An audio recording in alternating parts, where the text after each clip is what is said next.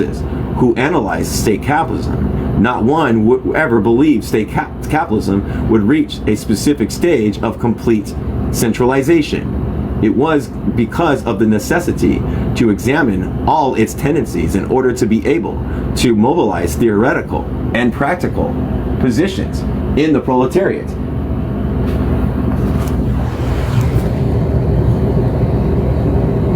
Hold on. Maturity without the proletariat, blah, blah, blah, derogation. Marxists who analyzed state capitalism, not one ever believed state capitalism would reach a specific stage of complete centralization. It was because of the necessity to examine all its tendencies in order to be able to mobilize theoretical and practical opposition in the proletariat that they followed the dialectical method and took these tendencies to their conclusions as an indispensable theoretical step. In the present stage of our theory, it is the scrupulous analysis of production in the United States as the most advanced stage of world capitalism that forms the indispensable prelude to the analysis of the labor process in Russia, the mode of labor in Russia. So they're doing a compare and contrast. The Russian Revolution in October 1917 abolished feudalism with a thoroughness never before achieved. The stage was therefore set for a tremendous economic expansion. Lenin sought to mobilize the proletariat to protect itself from being overwhelmed by this economic expansion. The isolated proletariat of backwards Russia was unable to do this. The subsequent history of the labor process of Russia is a telescopic reenactment of the stage of the process of production of the United States, and added to this the special degradation imposed upon it by the totalitarian control of the bureaucracy and the plan. The Russian Revolution in 1917 substituted for the authority of the capitalists in the factories the worker-controlled production. Immediately there appeared both a concrete development and self-initiative in the factory and the simplification of the state apparatus outside. There was worker control, with some capitalists as owners, but mere owners. Production conferences, not the bureaucrats, but of workers, decided what and how to produce. What capitalists there remained seen to vanish into thin air once their economic power was broken. The workers' control was supplemented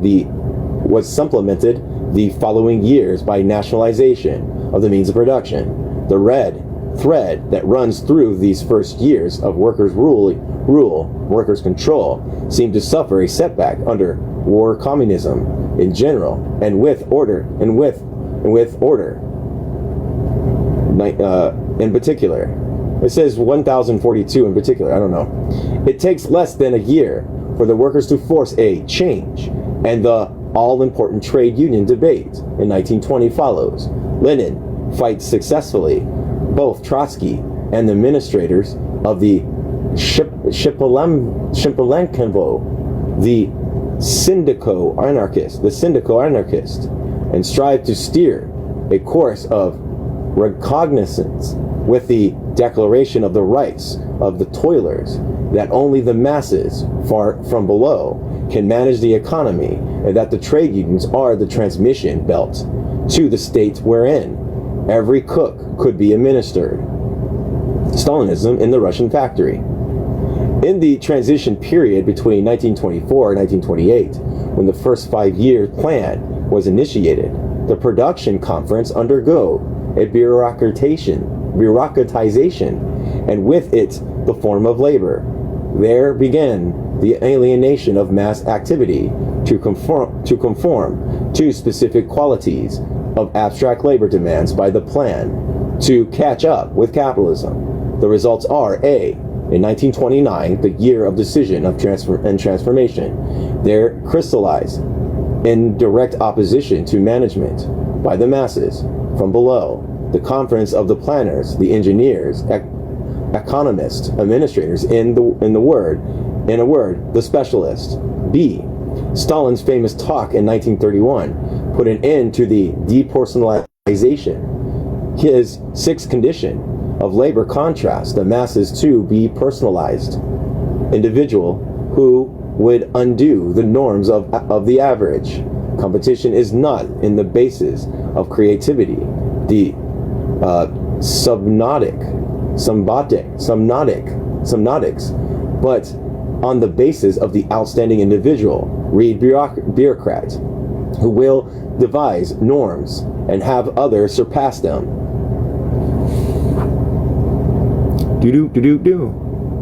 C. 1935 sees Stockhovenism. Can't say it. Stakhanovism. The definitive formation of an aristocracy of labor. Stakhanovism is a pure model of the manner in which foremen, overseers, and leadermen are chosen in the factories the world over. These individuals, exceptional to their class, voluntarily devote an intensity of their labor to capital for a brief period, thus setting the norm which they personify to dominate the labor of the masses for the indefinite period. With the Stockhovenites, the bureaucratic administrators acquire a social base alongside their grows and instability and crises in the economy. In is the counter-revolution and state capital. D. Beginning with 1939, the mode of labor changes again. In his report of the third fifth-year plan, Molotov stresses the fact that it was insufficient to be concerned merely with the mass of goods produced. The crucial point for outstripping capitalism was not the mass, but the rate at which that mass was produced. It was necessary that per capita production be increased. That is to say, that each worker productivity be so increased that fewer workers would be needed to obtain an even greater mass of goods. Intensity of labor becomes the norm. During the war, that norm turned out to be the most vicious of all forms of exploitation. The Stalinists sanctified it by the name of socialist emulation. Socialist emulation meant firstly that the pay incentive that was the due of a Stakhanovite was no longer the reward of the workers as individuals. Once they as a mass produced according to the new rising norms. Hold on a second. Oh my gosh. During the war, okay, I'm gonna read this. During the war, during the war, the norm turned out to be the most vicious of all forms of exploitation. The Stalinists sanctified it by the name of socialist emulation. Socialist emulation meant firstly that the pay incentive that was the due of a Stakhanovite was no longer the reward of the workers as individuals. Once they, as a mass, produce according to the new raised norm. In other words, the take-home pay was the same despite the speed up on the plant-wide basis. Secondly, and above all, competition was no longer limited to individual workers competing with a piecework basis, nor even a group of workers on the plant-wide basis, but was extended to cover factory against factory. Labor reserves were established to assure the perpetuation of skills and a sufficient labor supply. Youth are trained from the start to labor as ordered. The climax comes in 1943 with the discovery of the conveyor belt system. This is the year also of the Stalinist admission that the law of value functioned in Russia.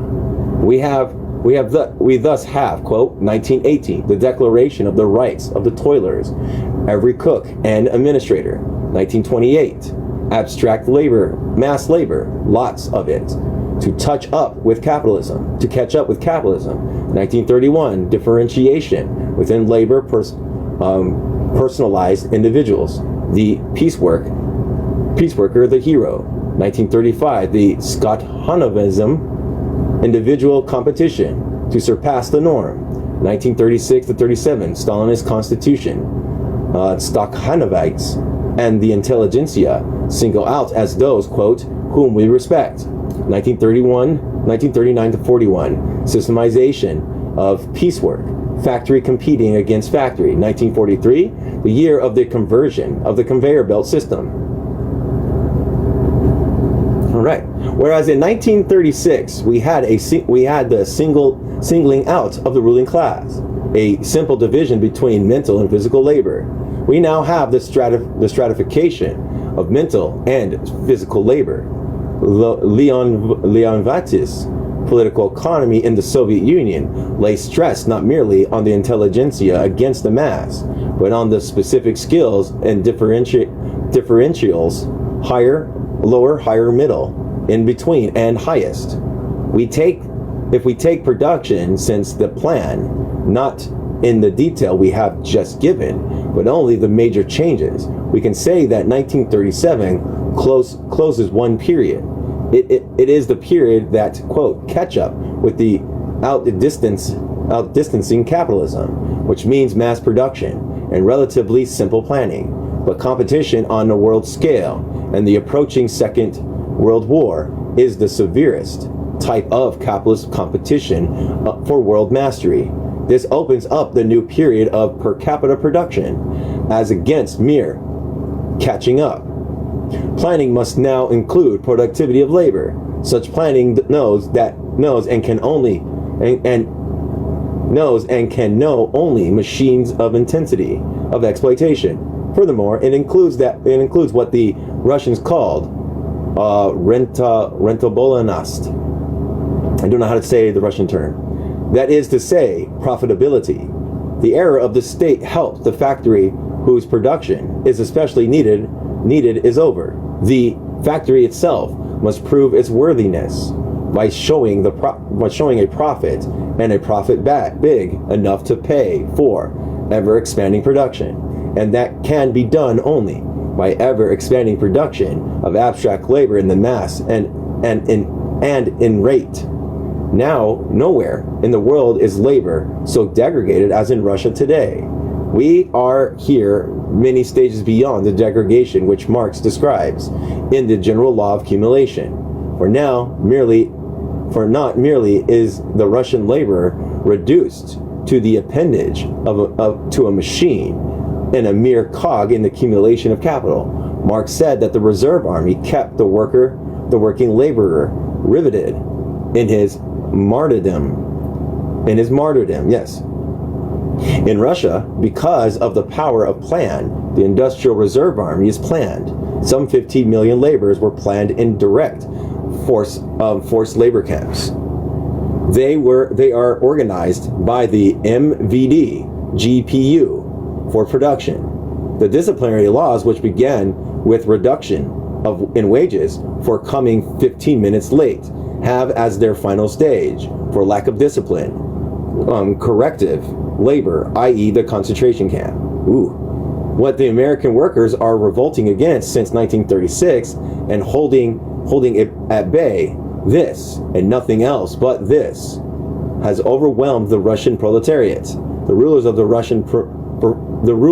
Russia performed the same function as are performed by Ford, General Motors, the coal operators, and their huge bureaucratic staff. Capital is not Henry Ford. He can die and leave his whole empire to the institution, the plant, the scientific apparatus, the method, the personal and organizational and supervision, the social system which sets these up in opposition to the direct producer will remain.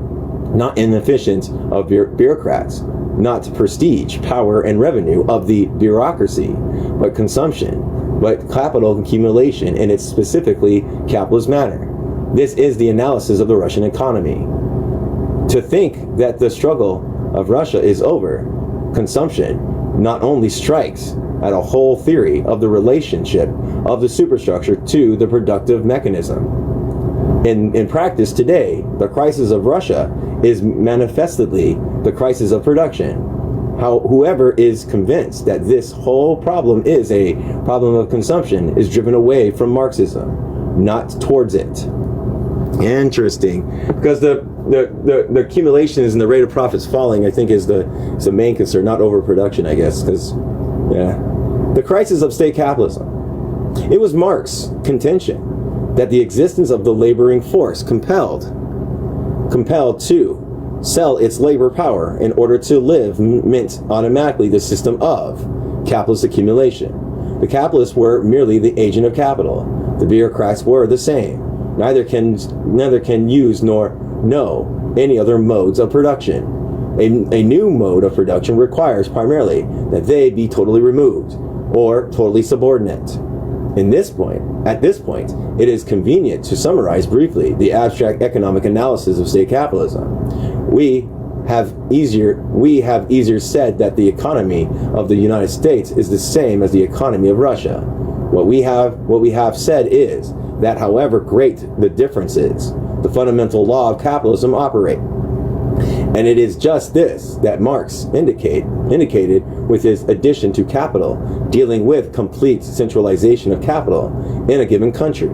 A given country meant one specific country, i.e., the law of the world market still exists. The whole world becomes centralized when there would be no society for those who want it, since the world market would have been destroyed.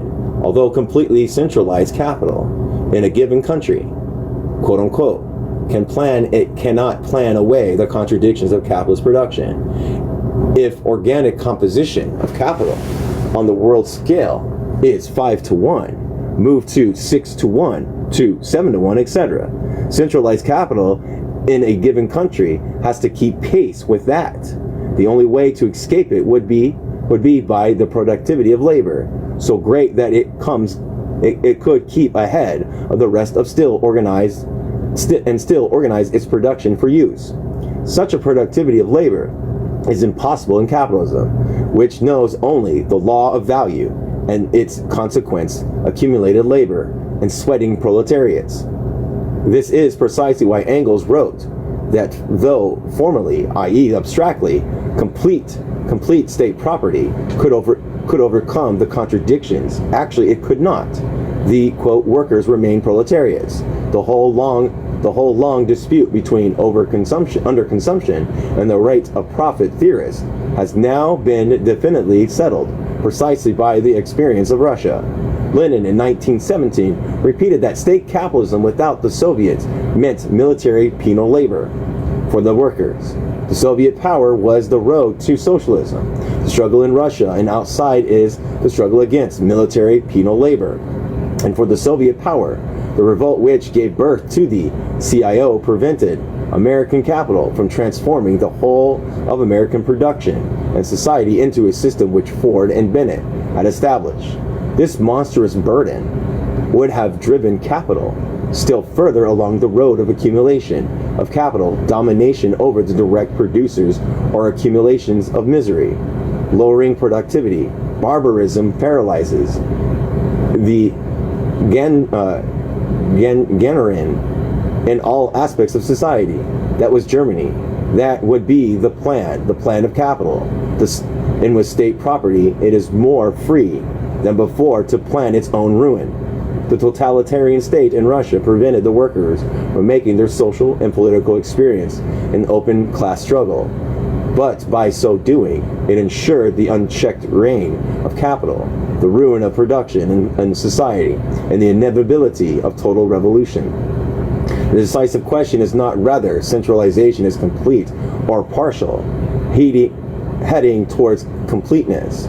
The vital necessity of our times is to lay bare of violent antagonisms of labor, and capital is at this definitive stage of centralization of capital, rather democratic or totalitarian. Both types of societies are in permanent decline and insoluble crisis.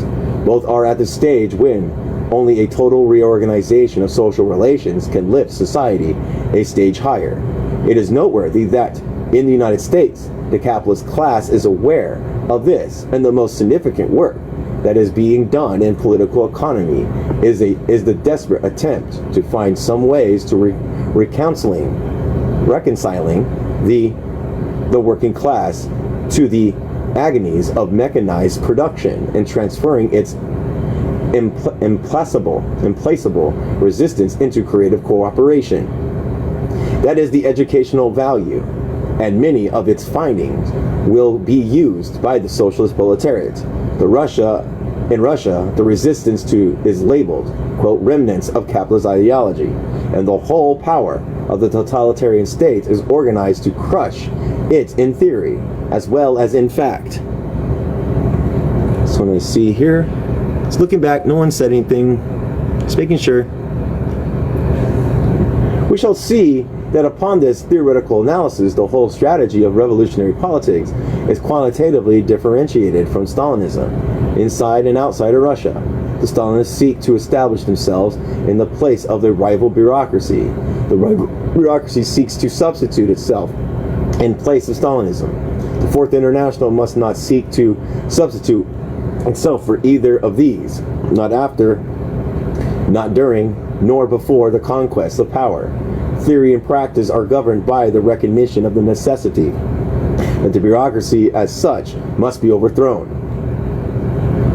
The bureaucratic administrative plan. That's the next section. Doing good. We can now come to a theoretical conclusion about the question of planned and with its nationalization. For the capitalist mode of labor in its advanced stages, the bureaucratic administrative plan can become the greatest instrument of torture for the proletarian that capitalism has yet produced. State property and the total planning are nothing else but the complete subordination of the proletariat to capital. That is why in the invading socialist societies we summed up our total theory into points, the first of which is 1. It is the task of the Fourth International to drive a as clear as line between bourgeois nationalization and proletarian nationalization as the revolutionary Third International drove between bourgeois democracy and proletarian democracy. All theory for our epoch must begin here. But aren't state property and the plan progressive? State property as such and planned as such are metaphysical abstractions. They have a class content. Aren't trusts progressive? Lenin was asked in 1916. He replied, "It is the work of the bourgeoisie to develop trusts, to drive children and women into factories, to torture them there, corrupt them, and condemn them to the utmost misery. We do not demand such a development. We do not support it. We struggle against it. But how do we struggle against it? We know that trusts and factory work of women are progressive. We do not wish to go backwards to crafts, to pre-monopolist capitalism, to domestic work of women, forward through the trust, etc., and beyond them towards socialism, the Bolsheviks, and the World War." We reply similarly. This is Marxism, the antagonism of classes under capitalism, private or state. All science, knowledge, organizations are developed only at the expense of the degradation of the proletariat. But at the same time, capitalism organizes the proletariat for struggle. We do not demand or support plan. We propose to substitute proletarian power and subordinate plan to the revolutionary struggle of the proletariat. Where does Orthodox Trotskyists stand on this? Every member knows the answer: nowhere. Its conception of plan is summarized in a slogan in the transitional program. The plan must be revised from top to bottom in the interests of the producers and consumers. The capitalist plan cannot be revised except in the interests of capital. It is not the plan that is to be revised. It is the whole mode of production which is to be overthrown. The whole analysis is in terms of to use in the underlying phrase of the transitional program, social inequality, and political inequality. The second revolutionary portrayed the chapter titled "The Struggle for Productivity of Labor," deals with money and plan, inflation, rehabilitation of the ruble. It says that analysis of Stakhanovism proves that it is a vicious form of piecework, but it soon returns to the question of the ruble, and it finally ends on the note that the Soviet administrative personnel is far less adequate to the productive task than the workers. Therefore, what is needed is more competence, more efficiency, less red tape, less laziness, etc. If the Russian bureaucracy were more efficient, more scientific, etc., the result of the Russian proletariat would be worse. The chapter, Social Relations in the Soviet Union, in the Revolution Betrayed, deals with the privileges, wages, etc. of the bureaucracy in relations to the workers. Neither in the transitional program nor in the Revolution Betrayed does analysis of the worker in the production process find any place except where in the program the slogan is raised. Factory committees should be returned the right to control production. In the analysis of Orthodox Trotsky, inferences here and there to creative initiatives being needed at this stage. That is all. All the slogans in the transitional program do nothing more than demand the restoration of democracy to where it was in 1917, thereby showing the whole great experience of the 30 years has passed Orthodox Trotskyism by. World capitalism has moved to the crises of counter-revolution in production. The program for the reintroduction of political democracy does more than reintroduce the arena for the reintroduction of new bureaucracy when the old one is driven out. But after all, production relations must include somewhere workers, laborers, and labor process. The place where the population is differentiated by function. The World Congress Resolution, 4th International, June 1948, quotes from the Revolution Betrayed, an elaborate summary by Trotsky of his own position in 1936. The workers in the labor process is not mentioned. The resolution asked, what alterations have to be made in the analysis following the development of the past 11 years? It begins. The social differentiation is the result of bourgeois norms and distribution. It has not yet entered the domain of ownership of the means of production. The struggle out of which the CIO was born, the domination of machine, the drive up for greater productivity. What about that? The Orthodox Trotskyists in 1950 would have to reply, the question is not the question of production. It is the question of collective ownership. It is the question of thieving bureaucracy, taking for itself consumption goods, which belong to the workers. It is a question of whether the bureaucracy passes laws of inheritance. It is the question in 1950, as it was in 1934, of whether the tendency of primitive accumulation will restore private property, etc., etc. Is this an injustice to the Orthodox Trotskyism? If it is, then what would it reply? And where is any other reply to be found? The theory of the party. How are we doing? 20 minutes? Who's in here? I don't know who Monkey, whatever the hell his name is. Sorry, I don't know you. Oh my gosh. Here we go. The theory of the party. A. The Stalinist theory and practice of the party is the direct result of the Stalinist conception of plan. The party consists of the elite, the most efficient and most loyal, the most devoted, etc. The party mobilized the proletariat, politically, economically, and morally, to carry out the plan. There is here no parallel with the political parties and politics of capitalist competition and bourgeois democracy. In state capitalism, the state becomes capitalistic in the sense of administration, supervision, control against the proletariat. The party forms the state in its own image, which is the reflection of the productivity process of state capitalism. That was the party of Schmittler, despite historical differences. That is the party of Stalin. The Stalinist party outside of Russia functions on the same model. Their attitude is the membership of the proletariat is that of the elite leading backward workers. I'm confused. Yeah, I would say that too. Like there's some good things that they say and there's some good things about.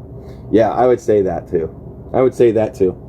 You know, like I hear that like some of the things he says is good, but some of the things is ridiculous and like bourgeois thought and stuff. Yeah, I agree with that statement specifically. I'm not a Trotskyist. I'm still like rectifying or recounseling with Stalin a little bit, but I haven't moved past Lenin. I'm still in that direction. But I am a Fanonist. So Fanon for the win. All the initiatives, policies, directions comes from the Stalinist leaders. Society will be saved if it follows them, defends them, puts its trust in them. Historical circumstances may alter their practice, but in their fundamental conceptions, there is no difference whatever between the CP in Russia and the CP in the United States. B.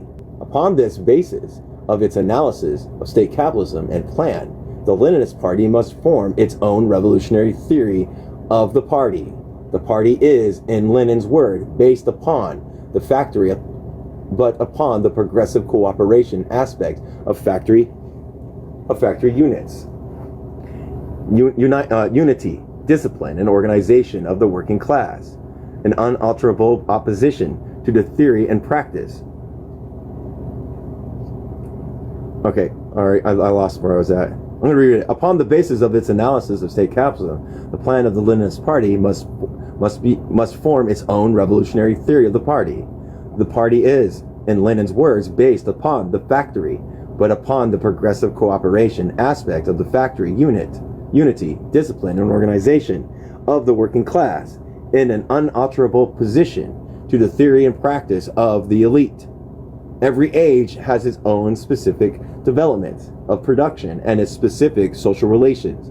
Each separate international has its own separate and antagonistic conceptions of the party, which is rooted in its own social base and its conception of its political task in relation to that base. Marx's conception of the party in 1848, almost said 14, the way he organized the First International, carefully explained by him the organization of the Second International, which Lenin accepted as sound up to 1914, the organization of the Third International. All were different and shows a dialectical progression. Lenin never conceived of a mass party of 2.5 million people before the struggle for power. The whole of the Stalinist theory and practice of the organization of the party is based upon the administrative bureaucratic plan. Conversely, the Revolutionary Party expands and develops its own theory on the basis of the vast revolutionary upheavals which are stimulated in the proletariat by the structure of state capitalism. The European proletariat in Italy, in France, in Spain, and the American proletariat have already shown us that from the beginning of the social revolution, the proletariat as a whole will be organized to become the state and to manage production. Here concretely is the embodiment of Lenin's reiterated phrase, to a man, which was impossible to realization of backwards Russia in 1917. Not only does the revolutionary proletariat of our age make its tremendous mass mobilization, the petit bourgeois does the same in the Nazi Party, an almost overnight creation of the French rally of millions by de Gaulle. The Stalinist leaders aimed to control the mass proletarian mobilization in exactly the same manner as de Gaulle aims to control those of the petit bourgeois.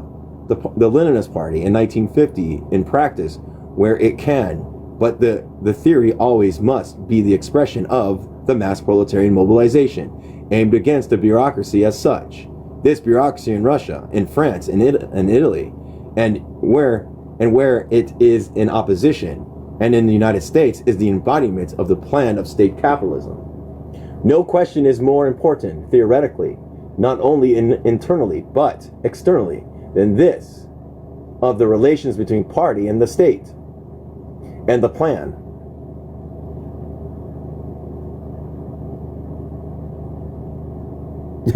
Hold on. I mean, neither do I, but I'm white. It's not my place. Okay. For theoreticians and millions of workers, it is the central question. No substantial section of any society today will die in defense of private property. That today is dead. The question is, can the nationalized property be planned without having as an inevitable consequence the domination of a single party? The popular formulation, one-party state, is absolutely the exact right. Absolutely and exactly right. Johnson Forrest have given here the essential of the answer. See, what does the Fourth International have to say on this question? It can be summed up in the following. The Stalinists are criminals, opposed to democracy and the party. The Trotskyists are the believers in democracy as practiced by Lenin. The history of Trotsky's theory of the party, however, reinforces Stalinism in spite of all its criticism. And in 1931, Trotsky believed that, quote, with the weakening of the party, or with this degeneration, even an unavoidable crisis in economy can become the cause for all the fall of the dictatorship. What actually took place was the reverse. When the bureaucratic administrative plan of the ruling class was finally substituted for the plan of the revolutionary proletariat, it was the Bolshevik Party that was liquidated. State property remained. 15 years later, with the Bolshevik Party destroyed, the Fourth International improves upon the original thesis. The World Congress thesis says the political dictatorship today is 20 years ago is decisive in preventing the complete collapse of planning, the breakthrough of the pre-capitalist market, and the penetration of foreign capital into Russia. The political dictatorship is an abstraction. Concretely, it is the party of Stalin, the Schmurderus of the Bolshevik Party, the antithesis in every respect of the Bolshevik Party. The theory is false, rather it is standing on its head or its feet. In either form, and in either form, it is useless as a theoretical weapon against Stalinism. Unfortunately, this conception is not confined to Russia. The first sentence of the transitional program states that the crisis of the revolution is the crisis of revolutionary leaders. This is reiterated theme. This is a reiterated theme. Exactly the opposite is the case. It is the crises of the self-mobilization of the proletariat. As we shall show, it is perfectly obvious logically, this theme of Orthodox Trotskyism implies that there is a competition for leadership, and that whereas the other internationals have betrayed, the Fourth International will be honest. Exactly the contrary must be the analysis. The concept of the whole problem is a problem of revolutionary leadership cannot, upon its political premises, pose on the one hand the Stalinist leadership as clear-sighted, determined leaders with their own theory, program, policies for the enslavement of the proletariat, and oppose to them ourselves as leaders, not simply honest, but with a totally different conception of the role, movement, and function of the proletariat. Honestly, what time is it? Okay, I'm going to look ahead. I'm going to stop. I'm on 87. I'm going to add a bookmark. I just want to look ahead because it's 10 minutes till. Okay, we'll be good. Okay, here we go. Honesty and dishonesty, sincerity and betrayal imply that we shall do what they because of supple spines, have failed to do so. We do not propose to do what they have failed to do. We are different from them in morals because we are different from them, and everything origin aims, purposes strategies, tactics, and ends. This fundamental antagonism Johnson Forrest derived from the theory of state capitalism. From the Stalinist observation of state capitalism, their conception of the party becomes the essence of bureaucracy, the bureaucratic administration, bureaucratic organization, the bureaucratic party. For the Fourth International, on the other hand, it is a matter of life and death in the analysis of modern economy to counterpose what has been created by the modern economy and mass mobilization of the proletariat and sections of the petite bourgeoisie as an opposition in the form of and content in Stalinism and social democracy, and our role as a party in relation to this. To say that all the proletariat needs is revolutionary leadership drowns all differences between us and strengthens their conception of the party. Trotsky, at any rate, was practiced in the leadership of revolution. The transitional program, and particularly the conversation preceding it, are sufficient indications of his profound comprehension of the mass movement. But, as this whole document has shown, he gave it no theoretical basis.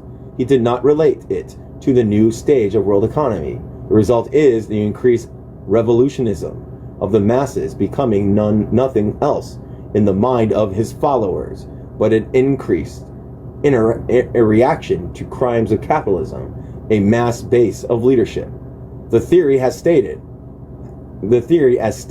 has had funeral consequences in our movement. Germain, for example, writes an exhaustive analysis of Stalinist parties. But despite all that has been revealed about the crimes of the GPU, the large masses of Stalinist workers will continue to follow their Stalinist leaders, or will fall back into complete passivity until the day when the Trotskyist parties can prove to them in practice the superiority of their policies over the policies of Stalinism. The Fourth International, May 1947. In the resolution presented to the World Congress in 1948 by our European co-thinkers, there was pointed out in detail the practical consequences for politics in this conception of the party, which consistently appears in the strategy of and tactics of the Fourth International,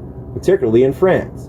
It is the placing of this fantastic responsibility upon the Trotskyist organizations as they are that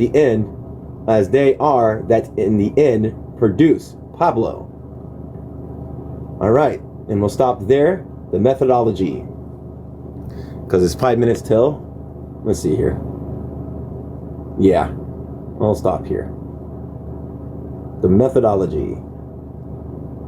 This is interesting. I don't have too much. This is like new information and new analysis that I have never read. Page 89. So this is all new to me. So this is making me think a lot and not have analysis or a conclusion yet. So I apologize if I don't have too much of things to say about it, because this is stuff that, one, I can't contend with. Two, if anything, we should probably cross-reference these things, but I'm just reading this out right now. So I don't know. I wonder, forgive my ableist grammar. I didn't see it. I'm sorry. It's okay. So like I need, like, this is interesting. You know, coming from a point of C.L.R. James and stuff. Yeah, very interesting.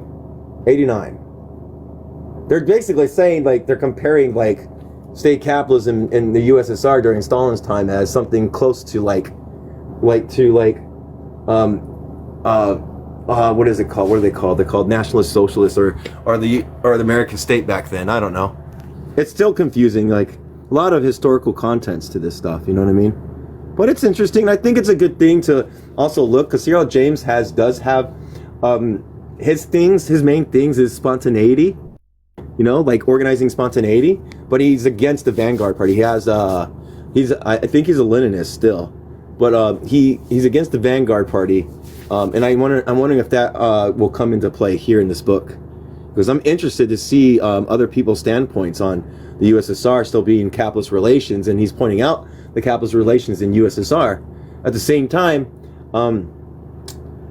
the German, I fear in my position, Germany failed the revolution to be worldwide.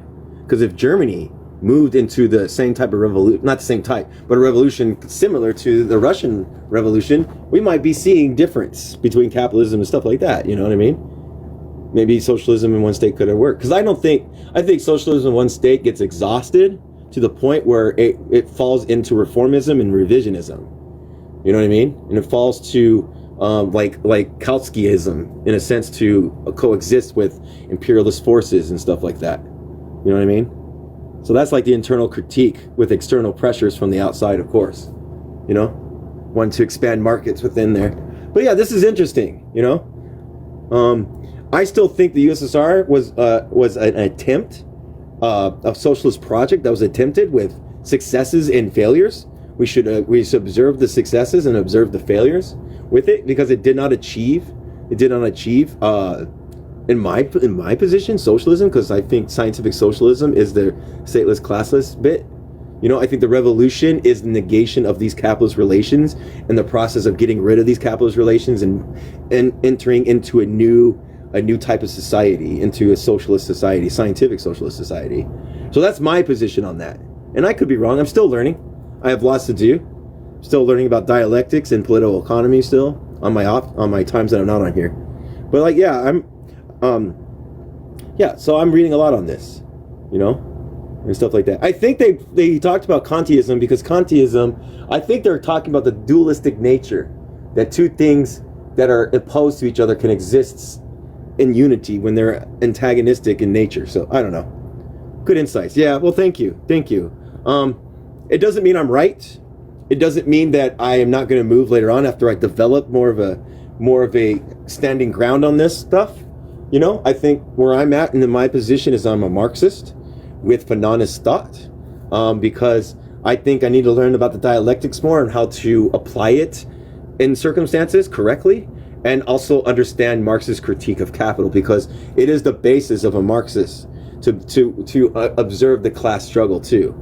Not only the class struggle, but other things, because I think that the superstructure is defined by the material base, and the superstructure is also in dialectic relations with the material base, and both impact each other. That's why you see, like in my position, you see racism within class. You see racial disparities within the mode of production, how it's distributed, how wealth is distributed, how people are hired and fired, how they are giving their wages and stuff. You know what I mean? Yeah, I guess. But he called it what did he call it? He called it like something worker state, like a infantile worker state or something like that. You know what I mean? You know, like a broken car, a person can be right, but can be egregiously, like, you can still be like opposed to them. You know what I mean? Like, for instance, here's an extreme. Trump wants to pull out of I think NATO and the UN, which I agree, but not how he wants to do it, not for the reasons he wants to do it. He probably wants to do it for another reason, where in our reasons as Marxists, we do it because it's a colonial entity. NATO and UN are colonial entities on the world. You know, they uphold capital relations and like imperialism. They fortify it. You know what I mean? So that's the thing. So yeah, degenerate worker state. And these are, like I said, this is new for me. I'm not defending. No, neither am I. Yeah, there is something to gather with it. Like, you know what I mean?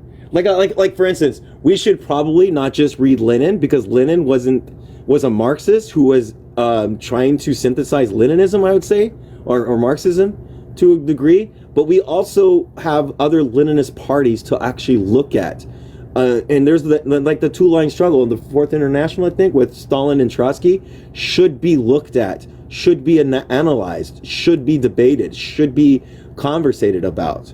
So that way, because Lenin himself said, we're gonna have successes, and we're gonna have failures, but we need to take the failures and learn. And I hope that people, when they do their revolution, or the proletariat does their revolution, that they look at our failures and they learn from them and make them better, and they take our successes and see if they will work in their conditions, you know. So it's not like, and Lenin said, no one is without criticism. Everybody is susceptible to criticism, because Kautsky tried to do that, try to be free from criticism, and that's I think that's pulled up in What Is There to Be Done by Lenin, talking about criticism. You know what I mean? And people trying to stay free from criticism. You know? So, you know, we should study all these things. Honestly. We shouldn't be, and you know what? People like one of my favorite theoreticians is oh my God, George Jackson. You know? Even he has read the opposing material. You know? And still come out as a Maoist fanonist. You know what I mean? So, you know, I don't see why we should be subvertant. Why we shouldn't read these other things, these opposing critiques and stuff like that. We come with our own conclusions, you know? But anyways, I appreciate everybody. And I just want to let you know, C.L.R. James did meet Trotsky and decided to move away from Trotsky because one of the big reasons, well, not all of them, but one of the reasons was there was nothing on the black question. Trotskyism doesn't have anything for the black question, is what C.L.R. James is. That's one of his things. Where Lenin and all of them had a question called, I think Lenin at one point called nations within inside nation. Oppressed nations within inside a nation. The oppressed nations of the indigenous, black and brown nations that are oppressed within inside the nation of the United States. You know what I mean? So, anyways, I appreciate everybody. I hope everybody has a good day. I'll see you around. I'm going to go take care of my little one.